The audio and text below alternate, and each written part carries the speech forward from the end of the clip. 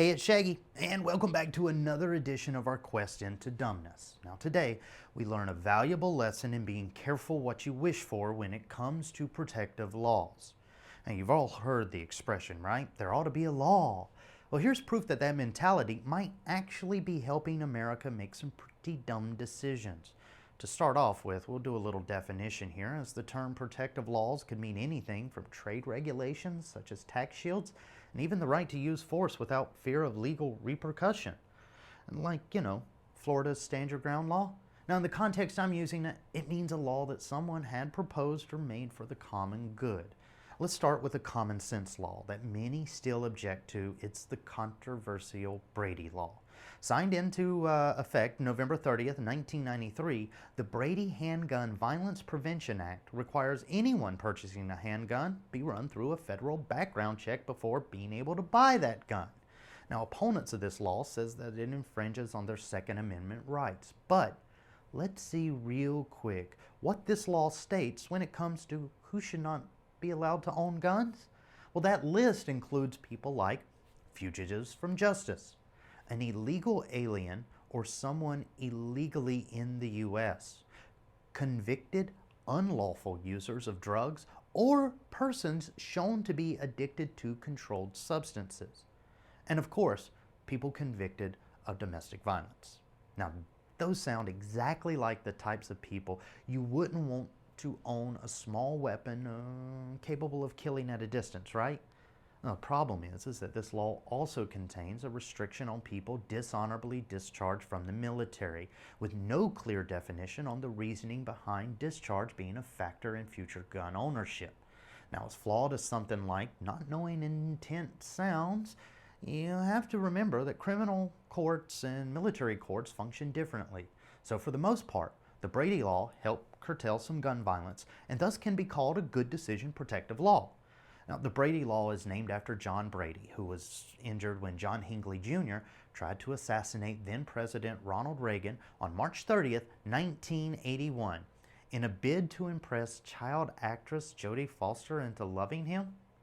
Look, I'm not sure what kind of girl would like a presidential assassin, but this show isn't called Great Ideas from Guys Trying to Impress Girls, now is it? All right, let's switch gears and talk about a time in America's history where we all screamed, "There ought to be a law," before realizing exactly what we were asking for. Now, this is also coming from the era of big hair and shoulder pads. It's the story of something nurses affectionately nickname the bedpan pellet, commonly called supplemental vitamins to the rest of us.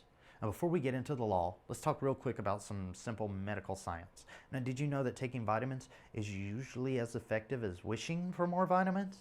Nutritional supplements, especially mineral supplements, aren't exactly easy for your body to break down and use.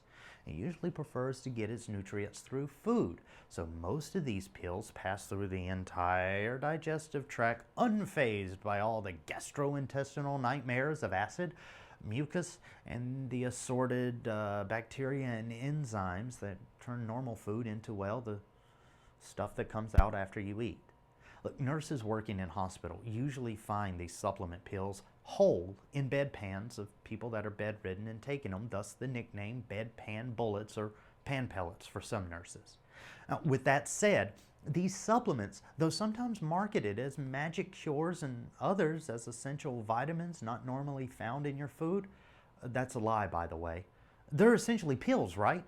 Now, you would think that something little that looks like a pill is kind of taken like a medication with instructions like take 2 daily. It would be regulated by the same agency that regulates other little things that look like pills. Lipitor, Viagra, right? Well, not so. Thanks to a letter writing campaign brought on by a celebrity spokesman fueled public service awareness campaign, it brought in more letters than condemnation for the Vietnam War to Congress. Now, what were these celebs and normal Joes upset about so much that they jammed the phone lines at the White House for weeks? After finding out that some substances were not what they claimed to be in nutritional supplements and others not being labeled properly as to reflect their completely bogus medical claims, the Federal Drug Administration set out to take over and regulate the nutritional supplement marketplace with practices and standards that they reserve for Big Pharma. This did not end well. Now, at first, Congress proposed the Nutritional Advertising Coordination Act of 1991.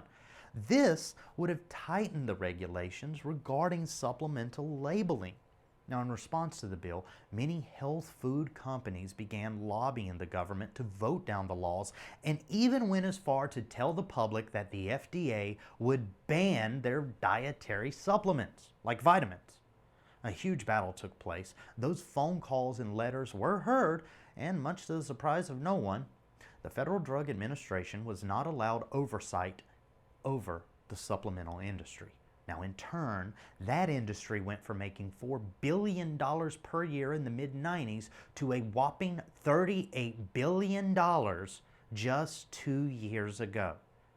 Oh, and since that time that we passed that little law, countless miracle cures and essential minerals, and nutritional supplements have been found to be linked to things like strokes, early onset diabetes, heart failure, and more than a dozen deaths. And you would think that there would have been a law to prevent something like this from happening, right? It's just too bad we already used the there ought to be a law to say things that look like pills and recommended for pill-like uses shouldn't be regulated by the one agency responsible for that sort of thing. Now, whatever the reason, America went dumb when it came to a pill-like non-pill thing, and we have the Dietary Supplement Health and Education Act of 1994. Now, instead of protecting the population of America, Congress chose to side completely with the supplement industry, thus putting everyone that takes supplements at a greater risk and thus not protecting the health of American citizens, which is the exact reason that this law was proposed in the first place. Supposedly.